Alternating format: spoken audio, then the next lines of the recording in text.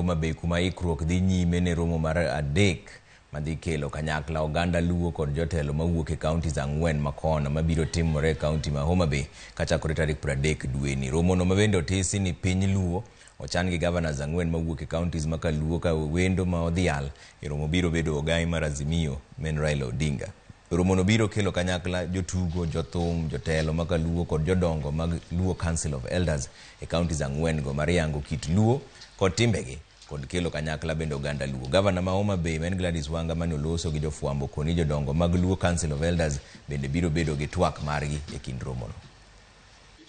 Elo governors duto maka Luo maen Professor Anyang' Nyong'o ma Kisumu, Governor James Orengo ma Siaya, Governor Ochila Yako ma Migori, Gian Governor ma Homa Bay ka Gladys Wanga wariwore pachwa kanyakla mondo wabed gi nyasi ming'ado mana gi le tarik 30 gi tarik 1 dwe manyien. Bago bura pogruok e paro en gima nitie every so often, lakini kaka oganda kwa dhi nyime gi gombaka kaka wasegoyo to onge gima duong' manyalo tamo jaluo bedo kanyakla mondo dhi nyime.